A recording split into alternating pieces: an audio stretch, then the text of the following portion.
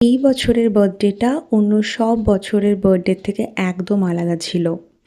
এর আগে কোনোদিন আমি বার্থডের দিন স্কুল, কলেজ বা অফিস কোথাও যাইনি। সবসময় বাড়িতেই থেকেছি। ফ্যামিলির সাথে টাইম স্পেন্ড করেছি, অনেক খাওয়া-দাওয়া করেছি। কিন্তু নতুন কোম্পানিতে জয়েন করেছি তাই আর ছুটিও বেশি নেই। এই জন্য এবার আর ছুটি নেওয়া হলো না।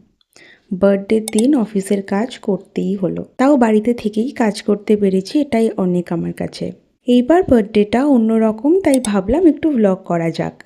যদিও কাজের জন্য ভালো করে ভ্লগটাও করতে পারিনি। আজকে আমি শুধু সকাল থেকে রাত অবধি খেয়ে গিয়েছি। সকাল থেকেই মা আমার জন্য অনেক রান্না করেছে। কাজের ফাঁকে সন্ধেবেলায় আমার বাড়ির সবাই কি সুন্দর ডেকোরেশন করেছে আমার ঘরটা। মা বাবা আমাকে যে শাড়িটা গিফট করেছিল ওটা আমাকে পরে আসতে বলা হয়েছিল। আমিও রেডি হয়ে নিয়েছি। তারপর হলো কেক কাটিং।